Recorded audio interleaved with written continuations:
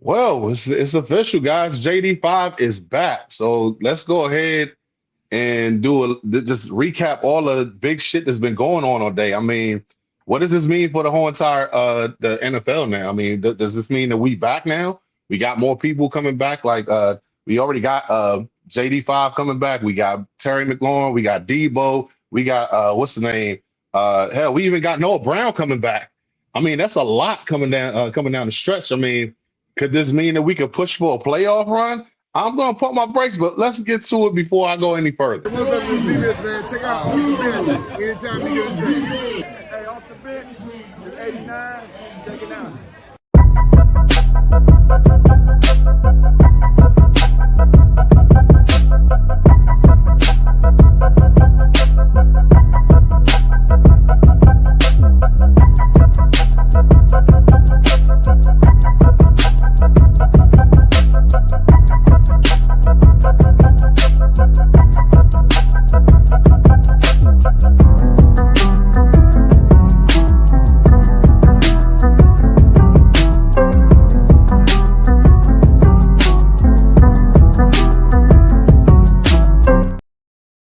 What up? What's good? What's happening? It's your boy Big Herb here, and welcome to another episode of Off the Bench. We are on the way to 1,000 subs. So before we go any further, be sure to hit that like button, hit that subscribe.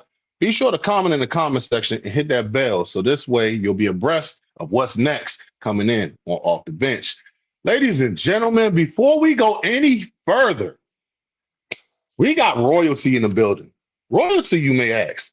Well, let's just get down to business. For starters, he's got 29.6 subs on YouTube. So help us out to get him to 30,000, because he should have been at 30,000 by his birthday, which was November 30th. But we ain't gonna get into that. He's a quarter of the Commander Kings, the stat guru extraordinaire, host of the Street Scores YouTube channel, straight out of the A. Shout out to Gabe, my guy, Rico, Street Scores. What's going on, big dog? You on mute. What's good? What's good? What's good, man? Appreciate you for having me, man. Great Man, intro as always, too, man. It's always the pleasure to have you in, bro. It's always great to have you on, man. I just feel like we always get more info that we weren't even looking for, but we direly need it. Whenever we look at you, man, it's always fun seeing you and the guys on Commander Kings. So thank you once again for coming on in here, man. And we got comments rolling on in. Yo, what up, Big Herb and Rico? How's my guys doing? JD5 is back. This is the best game for Jaden Daniels to get in the rhythm and play absolutely amazing game. And Rico, welcome Rico in the building. What's good, man? Shout out to my man Lil C White, man, because he is always bringing the energy in the comment section. I really appreciate it, man. It doesn't go unnoticed, dog. It really is appreciated, especially around this area, man. Dude, it's been a lot going on in like the last 24 hours, and let's just get straight to the Commanders news, man. Because I mean, we already got rumors going out that Brandon Ayuk is possibly out from San Fran, coming on in here. JD5 and him are best buds in the whole wide world. So I mean, with him possibly getting getting released from the 49ers due to him not going to any meetings. I mean, I think he sabotaged it and everything. But he's doing his best to go ahead and get released and possibly coming on over here to DC. So do you think that we actually are going to pick him up with this injury history? Because he hasn't played since October of last year. Do you think he actually has a shot at actually getting picked up? And with Jaden influence of him being his boy, you think he's coming on? Yeah, I think there actually is a chance. We all know he wants to come here. Yeah. I mean, with the way that he's basically boycotting the 49ers organization, he even told the NFLPA, don't help me. Like, don't file a grievance. Just let me crash and burn on my own. I'm just trying to get up out of here. They can keep the money. You can keep the 25 mil, which is insane to me. But that's crazy work. really wants to play with his best friend, and I'm pretty sure JD5 wants him. It's all up to Adam Peters at the end of the day, though. And I mean, Adam Peters was there when they drafted him. It's completely depend on how they feel about that knee. We got to remember he didn't just only tear an ACL; he tore, I think, his MCL as well, and his meniscus. Yeah, so his knee was pretty much gone. And I mean, my question is he still unhealthy right now, or is this part of the boycott? Like, if he were on the Commanders today, would he be playing on Sunday? Like, where is the knee exactly at? Because I mean, he's been skipping meetings, he's been doing like things, he's been avoiding things that you can do even if your knee were torn in half. Like, I mean, not going to meet, you can pull up in a wheelchair. He's not doing anything. Exactly. So we haven't been seeing videos of him running routes or anything. The only thing we've seen is him buying jewelry and stuff like that, and FaceTime and Jaden Daniels. It's completely dependent upon the health of his knee. And I think if the knee checks out, I think he's a Washington Commander because he wants to be here so bad. JD5 wants him here so bad. And I mean, I know at the end of the day, it's Adam Peters' decision. But I mean, if I'm Adam Peters, I would want to care about what my franchise quarterback wants at least a little bit, like at least consider it like, hey, this is his dog. He had back-to-back 1,000-yard seasons before he got hurt. Like, maybe this could actually work. Second team All-Pro. Exactly. So, I mean, he was like the second best one. It was like Tyreek Hill and then Brandon Ayuk that year. Yep. And I mean, and it's just at this point, I'm 40 years old. So I done seen all the burnouts. I done seen all the Hainsworths. I done seen all the BS behind the scenes going on. At this point, I just want to see some good football. I mean, here's the thing. Even if you're not winning, I just want to see competent organizations being run. And the fact that he is potentially coming over here, I mean, here's the thing. We know what he can do on the field. It's not the greatest, but we know the potential of him actually being on here. He could be a second team All-Pro, especially with McLaurin being out there. I don't even know it. And this even raises a question, like, does Debo even come on here? So, I mean, are they going to resign him? I mean, how much are you asking for? Especially seeing that, considering how last time you was over there, you bitched them on about what you wanted. You got what you wanted, and you got hurt and never came back. I mean, yes, this is, if we're sitting here being objective, this is a red flag guy right here. I wouldn't mind having it because, I mean, at this point, I mean, we was working with Trey Burks. I mean, as our number one receiver at one point. So, I mean, yes, I am not opposed to him coming on, but I do have questions. How much is this going to run? Are you, JD, you got your boy in check? Because we ain't putting up with this nonsense of you putting out all these practice videos of our actual plays being run on IG. I got questions. Get your boy in check, JD. You know what I mean? Tell your boy to chill, like, because I'm putting you on a 2-year deal with a 1-year option. So I mean, because at this point, I mean, dude, I don't know. You got to show me. Yeah, I mean, what are they? Was it the Shelby State over in whatever state it was? Yeah, you need to show me something, because at this point, I have questions, and I don't mind bringing them on. Because, I mean, who else do we have? But it definitely raises questions. I completely agree. It's not like the most obvious, perfect solution for our wide receiver group, but it's something to explore. Yeah, it definitely is. Lil C. White says, could we make a playoff run potentially still this year? Because honestly, I think the Bears ended the Eagles season and the Cowboys don't look like real contenders. We have to make sure we can win more than 3 games before we could even go any further. I mean, we got to win this game. I don't know.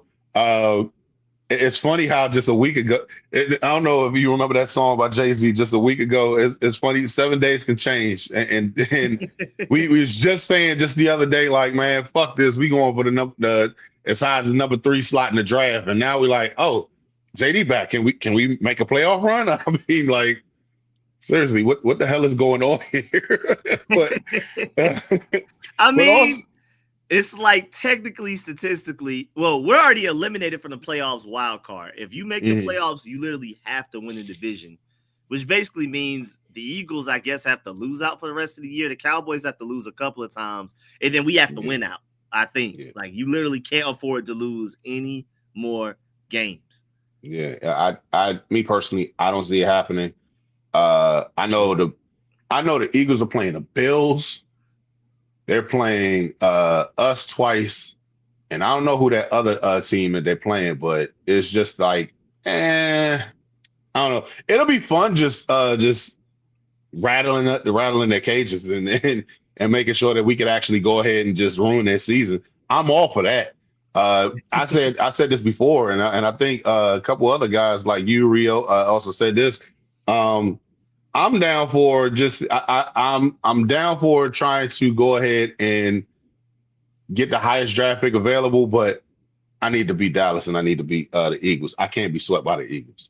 It's just I can't do it, man. It's just the Giants beat the Eagles, the Cowboys beat the Eagles. We got to beat the Eagles at least once. At least once. And I mean, they're crashing out right now. So it's just like, bro, we gotta get something up in here, man, because this right here is just, it's not working. But I'll tell you one thing that's definitely not working, and please tell me your thoughts on this one. After that amazing catch by Trey Burke, it just went down this past Sunday, making the Odell Beckham type catch. He gets drug tested. Yeah. Last time I checked, I mean, unless they got what's the name, HGH in your fingers, I don't know how you could go ahead and it's not making sense to me. Like, how do you get drug tested for making a one-handed catch? I mean, they were like, "Ain't no way he did that. Not you, not this guy." You did shit your whole career. Now you go on Sunday night, and you get Odell Beckham it, like, then he gets a drug test. I was like, that math ain't mathing, bro. I mean, but it's weird. But yeah, I mean, just tell me what you think about that, bro, because that shit was crazy work to me. I mean, if I'm Traylon Burks, I'm taking it as a compliment. I mean, maybe that's something to do with the fact that his finger was torn in half, and they were like, "There's no way. Not only are you playing 14 days after your finger gets caught in somebody's helmet and torn in half, but then not only are you making crazy catches, you're making crazy catches 14 days later with the hand and that same finger that was torn in half just 14 days ago. So it may not just be the catch. It may be the fact that he just recently hurt that hand just 2 weeks prior. But there was definitely an element of, I know that's not Traylon Burks making that catch. What big boy say? I know that ain't who I think it is. Yeah, I know that. I ain't think it was. He's got to be. Look here, Traylon Burks was in the Dragon Ball Z. What's his name? Lock Chamber that just redid his whole entire finger, and then they say, "Nah, we got drug test this joint because that math ain't mathing right there." But also, obviously, I'm sorry, not obviously, because we're gonna get down to that later on. Well, actually, no, we could get it because it is news right now. Darnell Savage has requested his release. The former Maryland first round draft pick, to the Green Bay Packers, who signed on with the Jaguars and now the Commanders, has asked for his release. Well, I think it's more so because what's his name, Jackson came back from injury to go ahead and start pretty much, and he basically is just like, look, I already see that you guys brought me in for one reason and one reason only. That reason is back, so I don't need to be here. I could go ahead and make my way to a contender. So, do you think that hampers us in any way, shape, or form? Losing Darnell Savage. I mean, he was playing all right. He wasn't like a guy that was out there playing well enough to where, like, man, we gotta re-sign him next year. But I thought he was nice depth. I thought it was, I didn't think it was worth just cut him. Because then what if you suffer another injury to the safety room? Now, who do you turn to, in that case? Exactly. So I like Darnell Savage. I thought maybe with a little bit more time, he can learn the defense a little bit better. But he was straight up inactive going into that Broncos game. Yeah. Before he just came back. Like, he wasn't even off the bench in the rotation. He was straight up inactive going into that game. So I was not the least bit surprised once he requested his release. I would have too. Yeah, I mean, it's just like, I mean, I know why you brought me in here, and the reason's back. So I mean, like, just let me go, bro. And I mean, and if he's really trying to find a team to get a hold of and use us to go ahead and get your tape out there, hey man, I don't knock it. Try to get that check. I mean, I'm not gonna be mad at you at all. And what's his name? Lil C. White says, I don't think Darnell Savage made a difference because he was getting lots of playing time. Reeves is getting most of it now, and wasn't getting most of it. But yeah, I definitely think, as far as like this whole entire situation with him leaving, it's justified. I'm not mad at him. He's a Terp, and he's not that bum ass cornerback that's over in what's his name, East Rutherford, that refuses to go ahead and acknowledge the fact that what's his name, 17 just exposed him last year. I mean, we'll bring it up later on next week. It's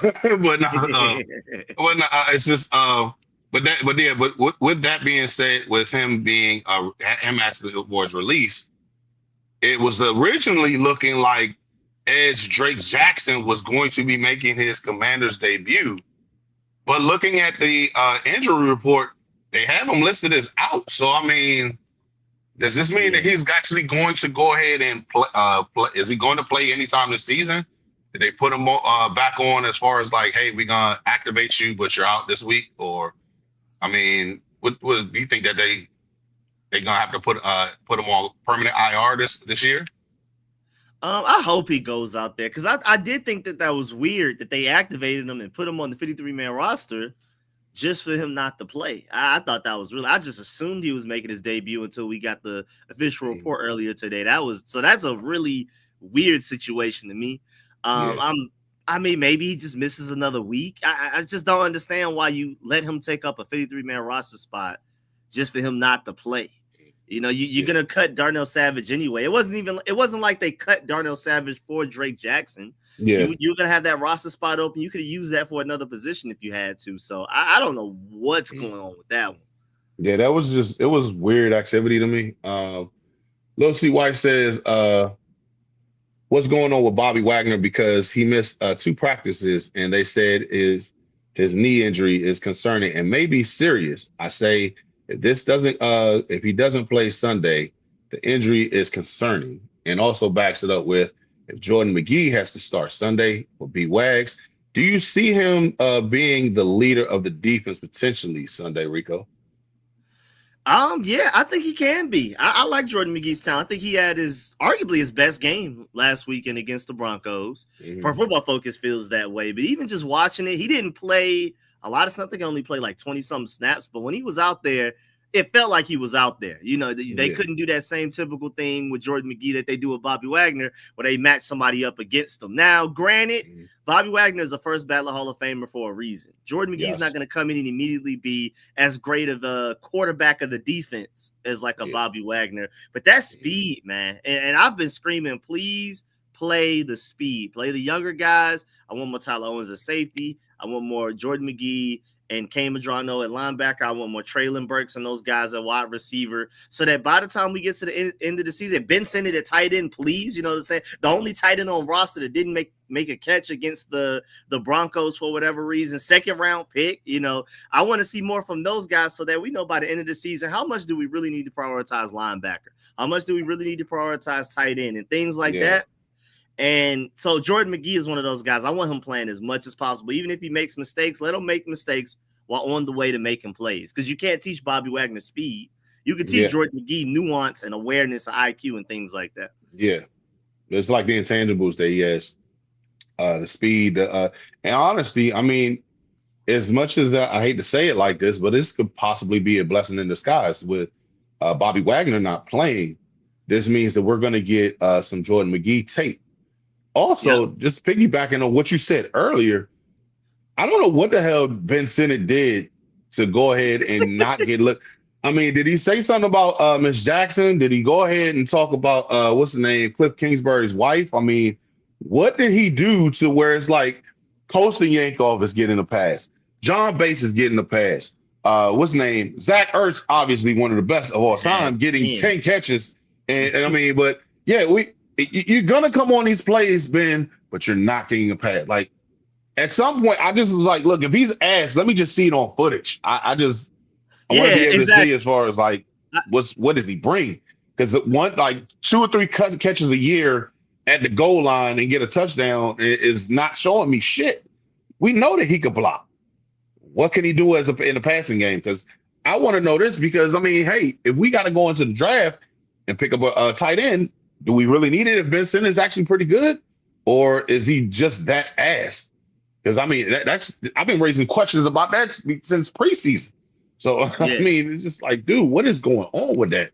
I'm just like, what do we have to lose? Like, just throw him the ball. If he sucks, now we know definitively by the end of this season, he sucks. Like, I want to use Ben Simmons to the point that we find out, should we address tight end by day 2 or can we wait till day 3? That's the whole thing. Like, please just get him the ball. To your point, just throw him the ball, man. And if he sucks, he sucks. But at least now we know. Right now, he's still such a big question mark. He's such a mystery. I don't know how to adjust tight end in our list of priorities for positions that we need. Yeah. And last but not least, well, second to last but not least, we got JD5 coming back, y'all. So I mean, this is like because originally earlier this week we were told that he probably might not be able to. He wasn't cleared for contact, and now 2 days later he's practicing full, and they said that he's going to be starting on Sunday for the 1 o'clock game against the Vikings. And at this point, I mean, what exactly do we need to see with JD5 coming in this week? Because I mean, like, is it back to the old JD5? Or are we gonna get him like, oh man, I've been injured 3 straight times? Do I go a little timid? Do I go all in? What exactly what do you think that we need to see from JD5 this Sunday? I mean, of course, after missing so much football, maybe there'll be some chemistry issues early into the game. But I mean, if JD5 is as good as we think, and I feel like I know he is, it shouldn't take him too long to knock off the rust. And this is the healthiest the offense. I mean, outside of you have Austin Eckler and Luke McCaffrey gone for the season, but other than that, this is the healthiest this offense has been arguably all year. Because Samuel Cosmi wasn't here until like week 6 or something like that. Like by the time he got here, week 7, yep. And then by the time he got here, you had this carousel of Terry out, Debo out, Jaden Daniels out. And so now this is the first time that you've really had most of the major players of the band together. Like you got JD5, Terry, Debo, Noah Brown. I mean, I almost forgot who he was. Now you even have Treylon Burks who can go up there and make a big catch. You know, he's shown that in like 2 of the games that he's played in, when he gets targets, he makes catches. And then we'll see if Bill can bounce back because of that. But now your whole starting offensive line is really good. I mean, Josh Connolly is like really starting to progress. And I'm not surprised. I know a lot of people started to give up on him early, but the whole thing was he should have gone back for another year. He'd be a top 5 pick in 2026. So I was willing to, you get him early at, we picked 29 or something this past draft. That's a win. And I knew, and then of course the gauntlet he had to go against early. So now after what he's been through, the guy's only 22, I think, or something like that. 22. He just turned 22 in November. Early November. So he's really good. Laramie Tunsil's really good. The offensive line is playing very well. And so like this is going to be the best ensemble JD has had to work with arguably all season. Again, expect some rust early on, but I think by the end of the game you'll see, this is the guy that had the best rookie season of all time. Yeah. And I mean, just piggybacking what you're saying on Josh Connolly, I mean, the dude's a baby. He don't even got no dirt on his face. Let's say, look at him. He literally he looked like a big ass baby going out there. And I mean, to start your season going up against Burns in the Giants defensive front 7, then to go ahead and take on Michael Parsons the very next week, then to go ahead and take on Max Crosby, then go ahead and deal with what's his name, Atlanta. Then to go ahead, I mean, and Pierce and everything. I mean, all these first round draft picks and everything, And to think like, oh, he's ass. Guys, do we not remember when Trent Williams was picked up and got worked by DeMarcus Ware? Worked. And he'll even be like that. His coming to the NFL moment was him getting dog walked by DeMarcus Ware. Now he's regarded as one of the greatest offensive linemen of all time. In my opinion, I think he's the greatest tackle there's ever been. Never seen anybody go ahead and run that fucking fast at that weight. No man who is 330 should be running a 4.5. I'm sorry, at 38. I'm sorry. It's not. No, that's nah. Alien. So Alien. If anybody needs to be drug tested, it's that nigga. And I love him. Undercover alien.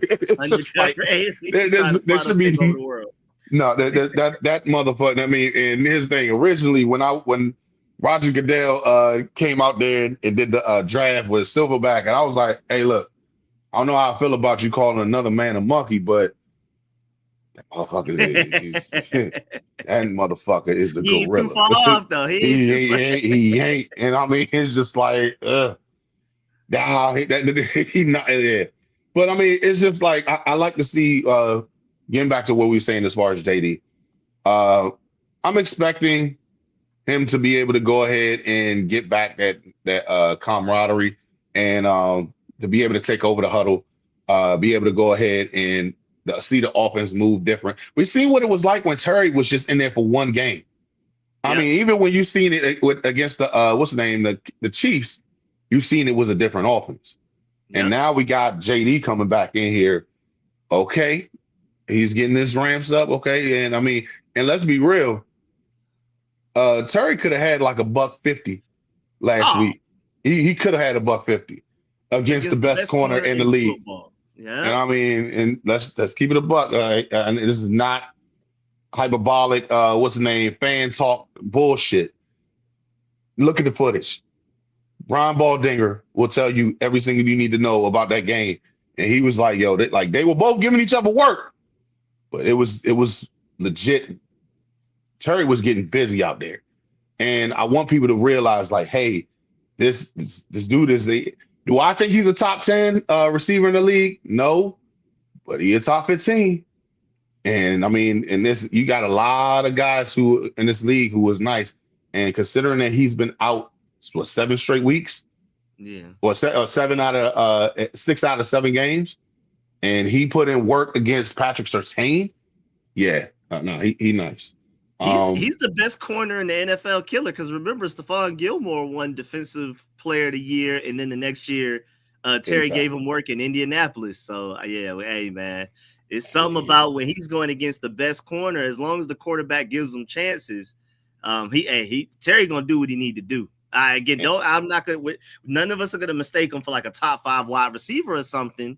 But when he gets the opportunities and actually gets the targets, and offensive coordinators aren't using them as a distraction for whatever reason, he balls, man. 14 targets. He's a number 1 receiver, ladies and gentlemen. Address him as such. And here's the thing. This is transitioning pretty well for this one. I mean, he looked laser focused. So laser focused that if you've seen the little 8 minutes that we got on Hard Knocks this week, he looked like he was like, oh, I'm about to dog this nigga. And I mean, I don't know if it was because it was Ohio State, Michigan week or whatever it is. It was just like, because homie was getting work in, and we seen the footage this past week, and you guys addressed it on Commander King. So I wanted you to go ahead and address it on here to tell me what did you think about the whole 8 to 12 minutes that we got on an hour's worth of Hard Knocks? Because I'm sitting there like, hey, look, man, y'all not about to just sit here and just disrespect us and go ahead and address like 20 minutes of Jackson Dart not knowing what the hell the difference between the river and or lake and a ocean is, and go ahead and talk about the Cowboys. What's the name? Circle jerking them niggas for like 20 minutes, 30 minutes. They and the Eagles the same turkey. Like, bro, like, no, that was just like, hey, look, never mind the pause stuff. I'm sorry. I'm not eating the same turkey leg that everybody's eating. I'm just just sanitary reasons. I'm good. Y'all niggas just came off the field sweating and all that other stuff, and y'all grabbing a turkey leg, just and then just eat. Nah, I'm good. Sanitary reasons, not even Paul's reasons. It's just I can't do it. I can't do it. No, I'm good. I'm good. What was your thoughts on the whole entire Hard Knocks? I mean, with the way that the season was going, I wasn't necessarily surprised. That the Cowboys had a big win over the Eagles, and they're usually going to feature the games where two teams from the same division, same episode is being featured. They play each other, so they're going to hype that up. So I'm not surprised. I guess they threw in that Jackson Dart stuff because they thought people would find that funny, I guess. So I mean, it is what it is with the 8 minutes. I know we're gonna get featured more in the future because we're about to go after this Vikings game. It's Giants, Eagles, Cowboys, Eagles, like we all know. So we'll get more time then. But I think it's just because of the way that the season's going. Like, you didn't have JD5 as like a prominent figure in it because he was out. But I think with him coming back, we'll get more TV time as well because people, he attracts a lot of attention and people gravitate towards him and things like that. So you'll get more of that just because JD5's back alone, whether we're winning or not. I think I think that's the least we'll get for the rest of the Hard Knocks as we move forward. Yeah. So you think his mom gonna make an appearance on the show? I didn't even think about that. I think it's some Miss point. Jackson. I love me some Miss Jackson because she got it. She got to come on. I don't give a damn what everybody else talking about. Like, your mom's boy. I don't give a damn about Jaden. I want to see Miss Jackson, and I'm just keeping it. I'm keeping it a whole buck. I mean, we around the same age anyway. So I mean, what's up, Miss Jackson? But all jokes aside, no, I think I agree with you on this one. I think that because this really wasn't the big division week that we were supposed to be expecting later on down the line. So I mean, I think that it's going to be coming up, and it's going to be ramping up in the next couple weeks. But let's get into it, man. I mean, the real reason why we're here next up is the Vikings in Minnesota at US Bank Stadium. Just a little info on the whole entire thing. Number one, this is the same people who built this stadium is going to be building RFK 2.0. So let's look at the fact that this was a Super Bowl hosting stadium, and it's very beautiful. Hopefully that we'll get something kind of like it to where you can get the the being able to look inside from the outside with the way the transparent windows and everything, and the natural lighting and everything of the stadium. So hopefully we can get something like that. Also, just getting back to the nitty gritty as far as with the football is concerned. Currently, the Vikings are 4-8, fourth place in the NFC North. They took an belt to ass against the Seahawks last week, going 26-0. Have the mighty have fallen. Going from 14-2 last year to 14-3 last year to 4-8. Like, it's like, damn, like, who would have thought Sam Darnold would be the reason why you actually are ass this year? What's his name? This is the first game at 1 p.m. since September for us. Because it's I don't like putting us on national TV getting our asses whipped, and just it just didn't feel right. It's just like we got exposed. Also, Washington's on a 7-game losing streak, and the Vikings hold the series lead 15-13 all time, including playoffs. The last memorable playoff game that we have gone against them was against them at RFK when we went to the Super Bowl with Doug Williams and going on to win that Super Bowl. So, is there anything that you want to bring up as far as with the Vikings before we go into the keys to victory? I mean, as a guy that wants the highest draft pick possible, I still don't even see us losing like that. I mean, JJ McCarthy has been horrible. I remember seeing a stat a couple of weeks ago that EPA per drop back, he's 831st out of 832 quarterbacks since the year 2000. Only one worse than him, Jamarcus Russell. Like that, yeah. It's absolutely insane how bad. And I'm not saying he's a failure, he's a bust or anything like that. It may take time. He keeps getting hurt. He's been inconsistent in and out of the lineup and things like that. But he's been bad, bro. Like if there were, and I know they got Justin Jefferson, I know they have a good receiving core and all of those guys, but if there was ever a quarterback that this defense could finally look good against from start to finish, it's him, bro. And then again, we've already talked about how we have the whole band back together on offense nearly. So even against that great defensive coordinator, I still think this offense does a really good job. Because I've been saying before all of the injuries happened and injuries killed the season, I've been saying that this offense at its best, there's no defense in the NFL for it. So I don't really care who the defense we're going against is at any given moment when we have everybody healthy. I'm not worried about that. So again, the guy that wants, I'm trying to get the 3rd overall draft pick if possible. But I just don't think I think you're going to end up winning this game, bro. We're even the favorites according to the betting lines. It just feels like we're set up to win this game. JD5 returns. He has Terry and Debo. It's just, man. I have to ask this because, and Louis T addressed this. So I'm asking you guys in the comment section. And before we go any further, be sure to hit that like, comment, share, subscribe, and tell me what you think about this next question. Now I'm getting ready to ask. So if we lose this Sunday, is DQ on the hot seat? That's a really good question. Now. It's like, dude, you couldn't beat that offensive. I mean, his thing. Let me go up for it because I always address it. I'm a Maryland guy, but because Maryland is ass, I'm a Michigan guy. And seeing JJ McCarthy just shit the bed every single week is hurting me to try to keep backing this dude up. And I'm like, dude, at some point, I can't defend this. I mean, I found myself defending a damn Buckeye and with number 17 every goddamn week before I do this. Like, come on, bro. Like, help me. Help me. Help me. Nigga. Like, come on. It's like, dude, it's a legit question. Me personally, I'm just going to chalk it up as, hey, look, if it's a close loss, all right, I'll let that shit slide because we're trying to get that high draft pick. But dog, how you lose to them niggas? I mean, it's a legit question. But I mean, I wanted to ask you what you thought about it, man. I think he definitely would be in the hot seat for the fans. I don't think Adam Peters would do that, especially after all that they achieved last year.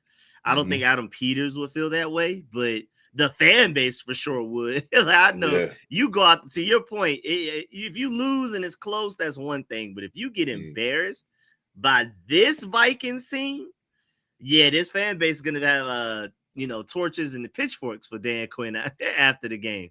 Because I mean, you look at it, the Dolphins was on the way to firing McDaniels. Now it looked like he might be able to squeeze one more season out of him. I don't know, and I mean that was thanks to us. I mean, well, the week prior when they did beat the Bills, and then they came around and beat us in Madrid. So it's just like, So I mean, but yeah. But getting to the next point, the keys to victory. So I figured we could go Jada style, P style. Like I give you one, you give one. Tell me what you think. Back and forth. First things first, I think you need to stop them, the Vikings on 3rd down. You look at last week against the Seahawks. Now, granted, the Seahawks is one of the best defenses in the league.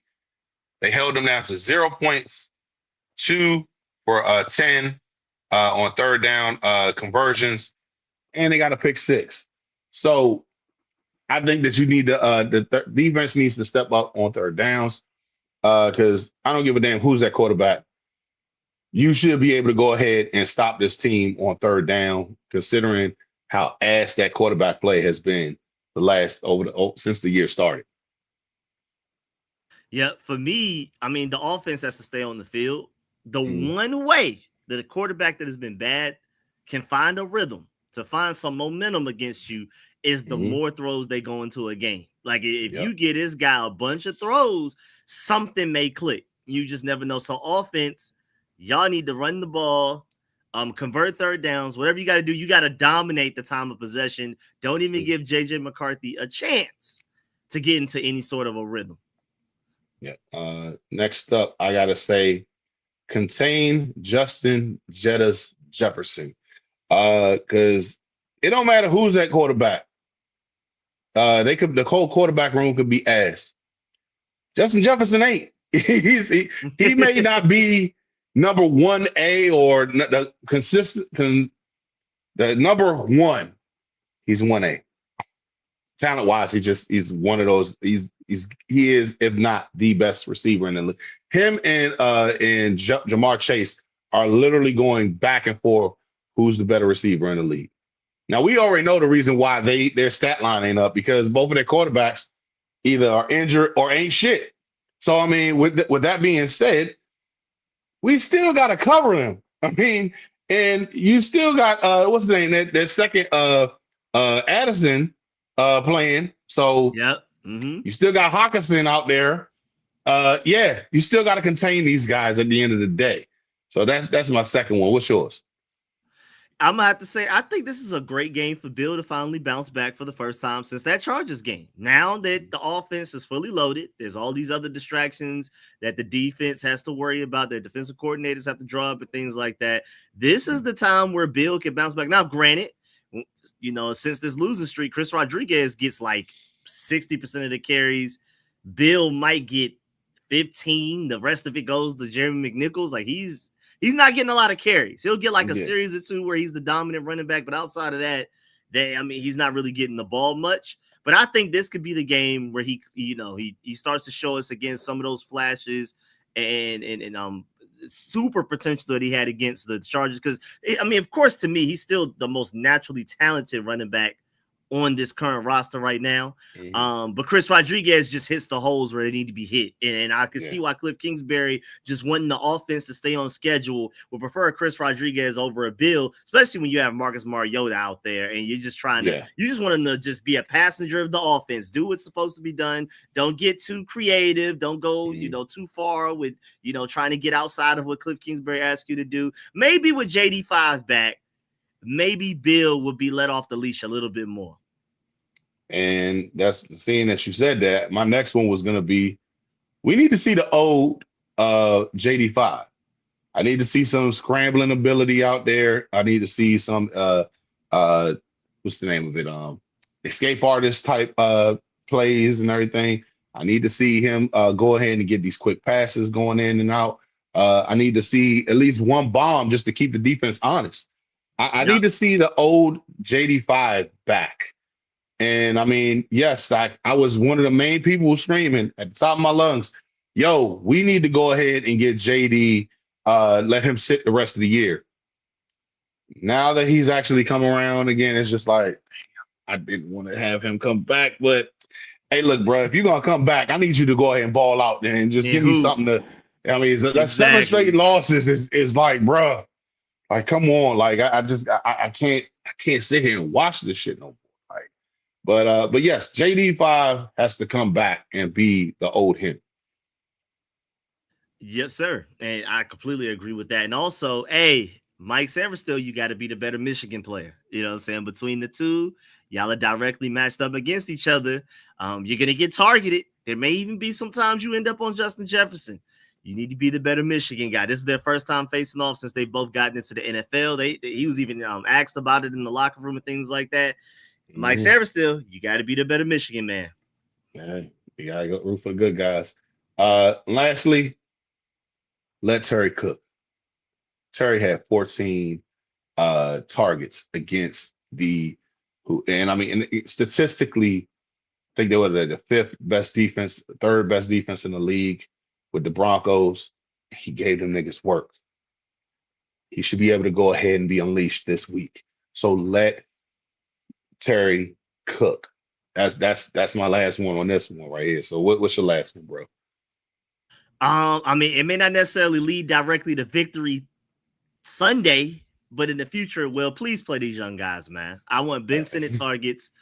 Even if Bobby Wagner plays, play Jordan McGee. I mean, and granted, it could help because we need speed we need athleticism. That's one of the main things we've been lacking. And especially now with Dan Quinn calling the plays, I feel like speed and athleticism is a little bit more important.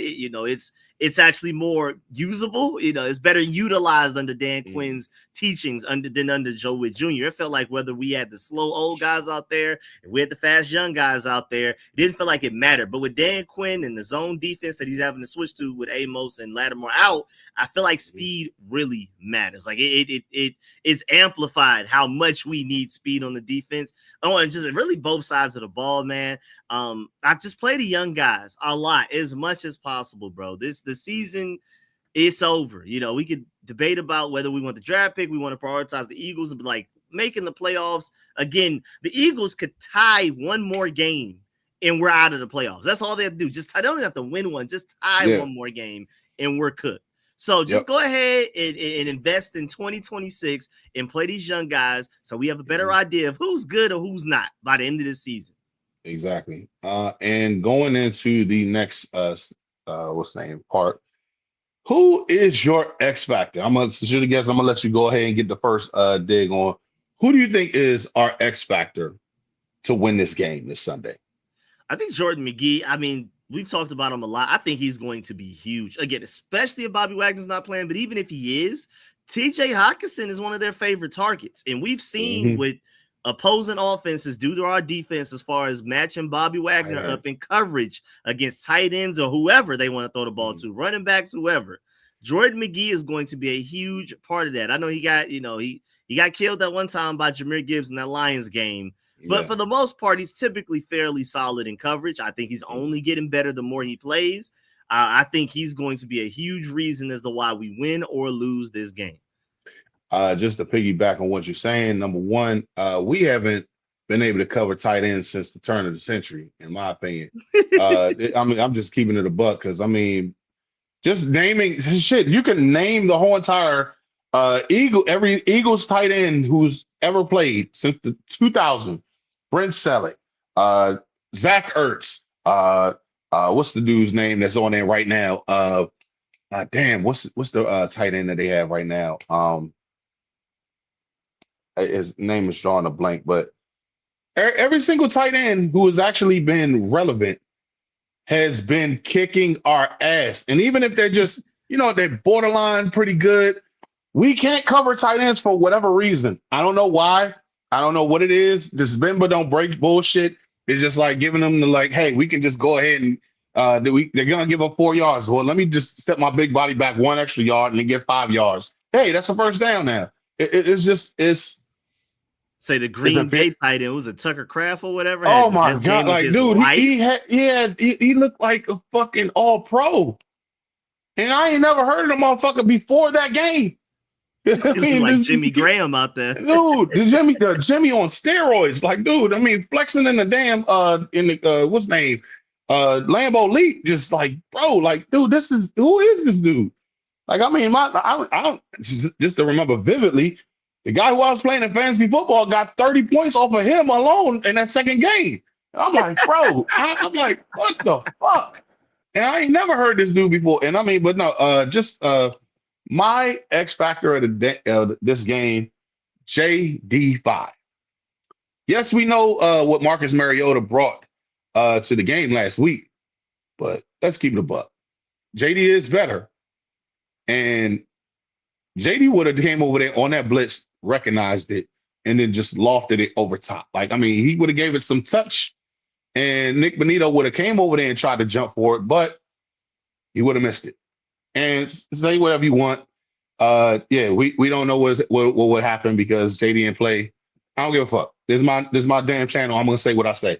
JD5 is the X factor for me for this game. I think he goes out, throws the ball, equally distributes the ball around as much. Seeing that we're getting Noah Brown back, being that we getting Debo and Terry back along with his favorite receiver with what's his name, Zach Ertz. Running game actually gonna be pretty solid this week. So it's something to look forward to. Players to watch who I am looking forward to. I got a math equation. 17 + 1 plus 85 equals Cook. There we have it. that's my players to watch for this week. So yeah, I think with this, with we finally getting the actual receiving core that we have been trying to have since week 2. We finally get it back. We finally get a healthy JD. We got a really good O-line. I think by this time next year, this O-line, if healthy, knock on wood, they will be a top 5, maybe top 3 offensive line next year. Yeah. Mm-hmm. So who's your players to watch? For me, it's like neighborhood watch. Ben Sinnott and Bill. Ben Sinnott, please stand up ever, and Bill to return. Come on, like Bill. Ben Sinnott to be the only tight end to not catch a ball against the Broncos. Like the only one is insane. Like John Bates had 2. Yeah. Yankov had 1, and there were plenty to go around in the tight end group because Zach Ertz had 10. Like to be the only one that didn't is absolutely insane. Kosi Yankov is an undrafted free agent that I think he came out the same year as you. It's not even like he's this 8-year veteran like Austin Eckler that was an undrafted free agent. He's a very recent, been hurt undrafted free agent. He hasn't even played much. You've played more than him. He already surpassed you in the receiving priority list or whatever you want to call it. Like it's insane. List, priority list, VIP list. What's his name? I mean, just say no list. I mean, you name whatever type of list, the good list, the bad list. I mean, Santa's list, whatever the hell you want to go ahead, naughty and nice. He's literally gotten every single thing more than you. What did you do? It has to be off the field. It gotta be, bro. What did you say? Dan Quinn's wife got a fat ass and he heard you or something? Like at some point, I got questions. What did you do? Because it ain't no. I'm sorry. Even when you're a second round draft pick, you should be at least like, you know what? He may not be shit in practice, but I gotta see something. And for every single person to say like JD say, nah, I ain't throwing it to him. He wide open. Nah, I'm gonna throw it over here. What's his name? Setting up the picks as far as with what's his name? Cliff Kingsbury. Yeah, I'm pretty sure that nobody's looking at him, but nah, we're gonna go over here with Bill. Stuff run. Like, bro, what is going on? Even with his screen that he got in what's his name? And Rio said this, and I thought this was the funniest shit I heard all year. When what's his name? He got a screen pass against the Chiefs. And he was like, damn, nigga, here. Like that's your pass for the year. Get the hell out. Stop asking me for shit. Like it was that type of energy. I don't know what Ben Sinnott has been doing. Like, dude, you telling me that you have not been able to get a pass? A pass? Not 2, not 3, not 5. A pass. Colton Yankov got more yardage than you this season. That I have questions. But one thing that's not questioning this week, injuries. So for starters, we have George Fant, tackle, and Drake Jackson, who is going to be out this weekend. And for the Minnesota Vikings, Theo Jackson, safety, and defensive lineman Levi Drake Rodriguez is going to be out, both with a neck injury. And George Fant has a knee injury, and Drake has a groin/knee injury going on. So 2 more things that I want to address real quick. Our take-a-thon number going into this week. We are currently number 5 on the what's the name? I'm sorry, yeah, number 6 on in the draft right the second. With this loss, we could drop down to potentially number 4 or 5, depending on who's behind us, being able to go ahead and get a high draft pick. Do I see us losing this week? No. I just think that that quarterback room is such ass that we're going to win because of that. I think their defense is good. I just think as far as their offensive, their quarterback situation is so bad. We got to go ahead and get this dub. I have to get at least a victory. The last time that we won was the day after my birthday in October 5th. That was the last victory that we got. Thoughts? Thoughts is crazy. But I mean, I'm looking at it too right now that you bring it up. I mean, if you lose to the Vikings, you could end up with the fourth pick because the Raiders have the higher strength of schedule. The Cleveland Browns are gonna beat the Titans. Like somebody has to win that game, right? You know what? The way that the damn coach is sabotaging Shador, I would not be surprised. I would not be. That's a whole different story that we're not even gonna touch right now. Yeah. Because we could be on here for another 30 minutes. Yeah, we could be a whole 30 minutes with that shit.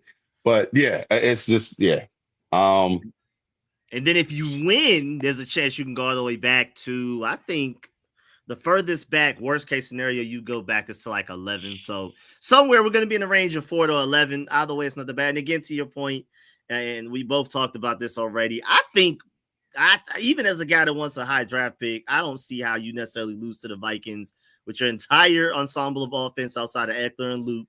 But you also got to throw Traylon in there now. And Traylon looks like something at wide receiver. And now he's wide receiver 4. We had one game a few weeks ago that if he looked like wide receiver 1 out there. So I just don't really see it, man. So we'll see how this game goes, man. JJ McCarthy, don't be the defense that he gets right against. All right, so here's the last thing, and this has nothing to do with the Commanders. Is dealing with the fact that, ladies and gentlemen, if you have not gone ahead and looked at Rico's channel, first things first, what the fuck is wrong with you? Go ahead and subscribe to that channel. He has a bevy of information. Here's the thing, I'm gonna keep it a buck. All the information I get from this nigga, like for real. I'm at work all night. I need to go ahead and get up on my information. All right, what Rico putting up? All right, this right here. All right, bet. It's all Rico. I'm not. That's behind the scenes type shit. I go to Rico whenever it's like I need some information, because if I need content, look here. There's something there's got to be something to talk about Commanders. Oh, Rico got it. So first things first, that part. So I gotta give my man his flowers on that. Second of all, because we all know that, for those who do know, you look at a lot of high school football as well, and because you are a Georgia Bulldog fan, or stan in this, and how the culture calls it, you know all the information of who to go ahead and look at. So I got one person in particular I need you to go ahead and take a look at, bro. Okay. And this one is family. So I gotta go ahead and address him. I got a cousin out in Dallas, Texas. He's about to play in about an hour. He plays for Allen Eagles. Okay. His name is Lyndon Spriggs, running back, number 2.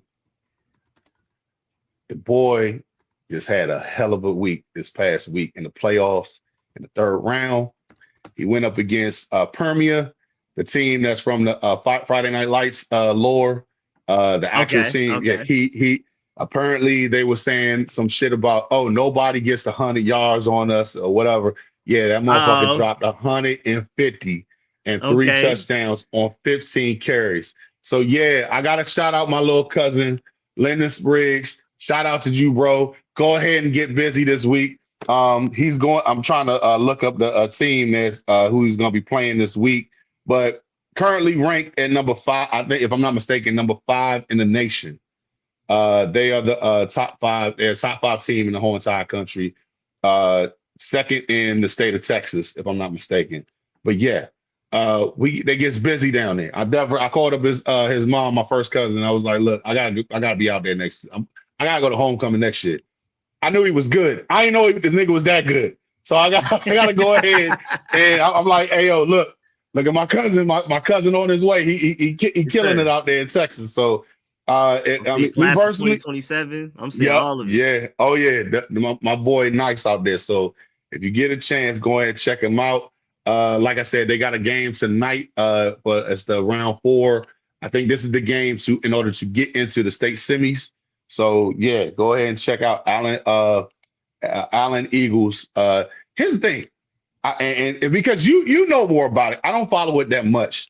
So look, we all know between Texas Florida, Pennsylvania, Cali, and Georgia has got to be the hotbed for high school football. We know that. Yes. I ain't realized it was. I mean, I knew shit was biblical in Texas. I ain't know Allen was out there spending 53 million on a stadium for No. what's that? I'm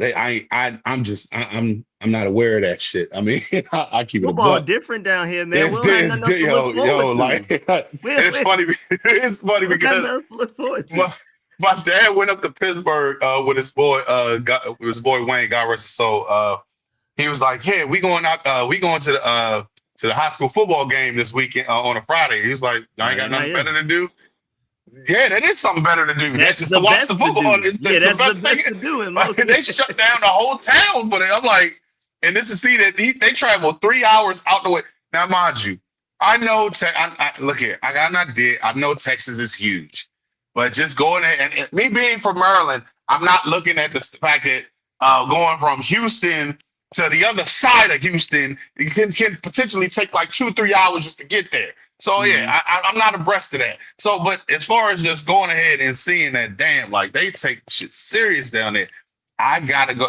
I'm thinking about doing this, and I'm it's literally coming to me within the last 20 minutes. I already told my cousin I'm going out there to go ahead and see some games. You already got a hotbed in the whole school in your old high school to see as far as all the talent that's come out of Westlake. Between Cam, what's his name, Pac-Man, the list goes on and on. AJ Terrell. I mean, I at this point, man, I gotta go on not just with some of these colleges, but I gotta go and see some of these high school. I gotta make a trip to go down there and see some of these schools, man, because it's definitely something to look further to. Because I mean, I love the game of football, but also I remember in 2009. I got to see what's his name, Kevin Durant play high school before he became Kevin Durant. And to say that, yeah, I got to see that, it's a memory etched in my brain. And we'll talk about it off screen, something to be proud of. Yeah. It's something to like, dog, I've seen this. And I was like, nah, I gotta see this now. And it's just like, bro, I have to address this and see it. So DMV, we're more so basketball than football and everything. Hell, we ain't even got in PG County, we barely even got lights in that motherfucker. So for night games, I mean, you only got like 2 teams. Meanwhile, these motherfuckers are spending $53 million on a stadium. So I mean, that's just the football team. We ain't even address the basketball team, the volleyball team, the soccer team, and all that other shit. So yeah, I gotta be able to. Me as a fan of the game and seeing things develop and seeing what. The talent that's coming down the pipeline and everything. If I come down to Atlanta, hey Rico, I need you. We gotta go to Westlake. I gotta go and see this joint, man. So I'm already seeing your boy out wide too. Like he's a running back, but they have him out wide at times too, and they'll throw like a screen to him and everything, and he's taking it to the crib. He runs a 4.4.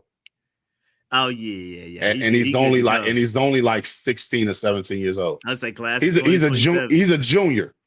And he's running a 4.4. And said in the highlights I'm seeing, he hasn't even uploaded his huddle for this year. This is from last year. This is when he was a sophomore. No. Hold on a second. They asked him earlier this year, like, hey, you getting the offers? And this is earlier this year. Nah, I ain't getting none yet. So I'm gonna make it my deal to go ahead and because I mean, for you to be, and this is like I said, this is early in the season. Matter of fact, if you get a chance. On YouTube, they had a game. I forget the name of the team. They played a team in Texas. They were the top 5 teams in the state of Texas. That they were both undefeated, and it was a last-second victory by Allen. So go ahead and get the chance to check that out if you get a chance. It's on YouTube. Okay. If you look at my cousin's, his name is Linda Spriggs. That's the first game that popped up on there.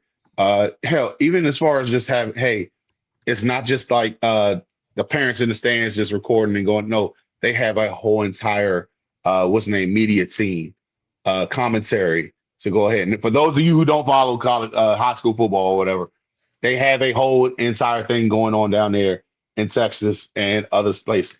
Football is life legit life because there's nothing else to do up in Texas other I than play said people football. don't know. Just for people that don't know, depending on where you're at, most of the South is college. More likely high school than NFL. I know it's definitely Georgia over Falcons. I know it's definitely LSU over Saints. Like that's obvious. We ain't got to tell it's Texas over maybe every. I mean, the Cowboys is such a big brand, but I think people from Texas probably care more about Texas being good than the Cowboys or the Texans. But if you're like in the it's nothing but Friday night football, it's high school, college, NFL last. Like there are definitely certain parts of deep Georgia where high school is number one. Like you said, they shut down the whole city for those games. So it just depends on where you're at. But the South, I mean, I'm jealous of the DMV because I like to just hoop. But right now it's 40 degrees outside. We can't hoop. We don't have free inside gyms to just go hoop. We don't you ain't got nothing better to do. You might as well just football, I guess. They don't give us a lot of basketball opportunities like that. So, and we're the New York of the South. I can only imagine with the other parts of Georgia and backwoods of Mississippi. I know they don't have no basketball facilities. But you can always get outside and run some routes and catch the ball or whatever. So, you better work on them trench work. I'm about to say there's always work on. You do some football stuff in your room, no ball. And last but not least, I gotta ask you, seeing that you're a big SEC guy. Gotta ask you about what's going on with LSU, man. Lane, as soon as you said SEC guy, so I gotta ask you, man, with that Hornetide situation, jumping shit from Ole Miss to go ahead and talking to your heated rival, LSU. And for you being the Georgia fan that you are, I know you don't fuck with both of them, but you're looking at it like, what's your thoughts, man? I mean, I already know people are going to convince themselves, just like they did just right now with Brian Kelly. Lane Kiffin's never had Louisiana level talent. You know what I'm saying? Ole Miss has talent, but it's not Louisiana level. You know what I'm saying? They're going to do all of that. Now, granted, I have to give Lane credit. If there's one offensive mind out there that knows how to put up 30-plus points on a Kirby Smart defense, it's him. It's always going to be tough stopping a Lane Kiffin offense because he knows us inside and out.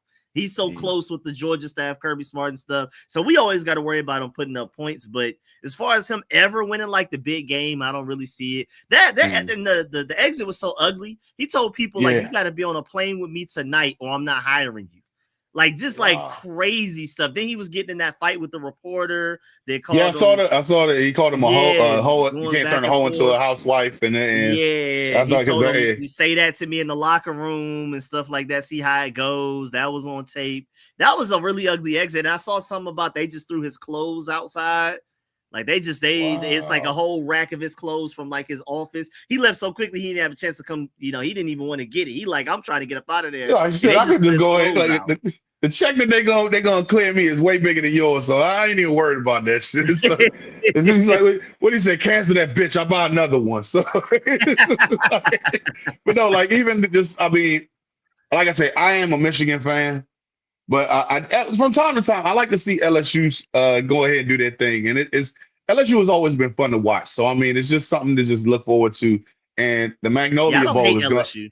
I don't hate LSU like I hate some other teams. Yeah, that Magnolia Bowl is going to be something else next year. So, I mean, because, I don't know if you saw what he said earlier this year because, his daughter's boyfriend plays for LSU. He went ahead and because she kept it a secret literally up into the game, and he said, "Yo, take the over." He just said, "It's like he wrote on his Instagram or whatever he posted on, just take the over." That's it.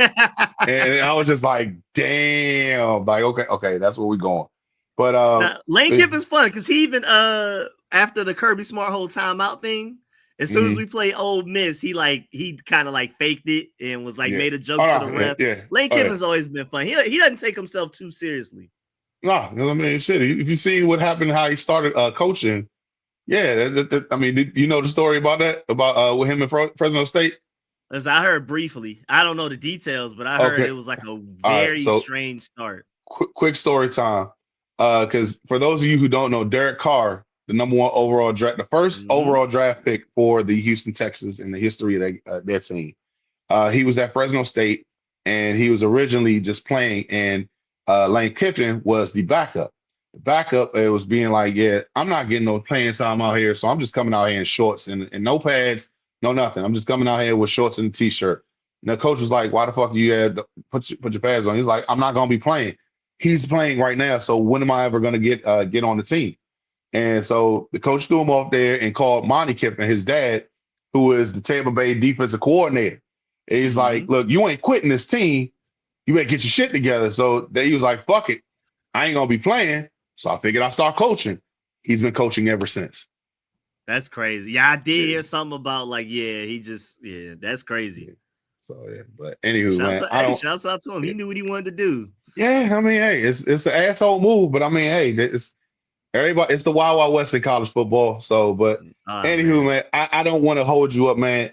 It's been a pleasure having you on. This is the third time, and I think we had you on. I appreciate you coming in here, blessing the stream, and just giving us an hour and 10 minutes of your time. Please enjoy your weekend, and please tell the people where they can find you. Yes, sir. You can find me on YouTube. That's Street Scores, STREET space SCORES, or you can find me on Twitter, Street Scores ATL. You can find me on Instagram, Street Scores ATL, all of that, man. Thank you for having me as always, man. Always fun talking to you, man. Of course, let me know when you want to do this again. We probably would have had this done sooner. You know, I gun range with the family and stuff like that. Man, just random stuff. Like I told you before we started, man, like that's the best kind of therapy. Just go and lick your shots off and everything. It's like what's the name? Like one of those rage rooms. So I mean, it's you gotta get that. It's some form of therapy, and I'm all for any type of therapy.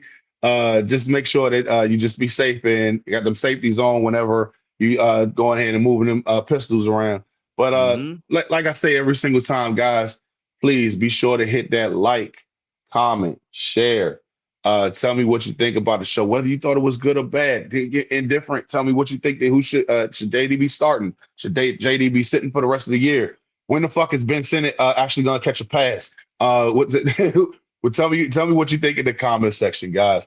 Also, hit that bell notification. Oh, go ahead. Before you go, I just got a notification that Penn State has their worst recruiting class ever. They are 155th right now. As a Michigan fan, I saw that. I was like, wait, I'm going with a Michigan fan. Wait a minute. I was like, so here's the thing, and you know who Lake Lewis is, right?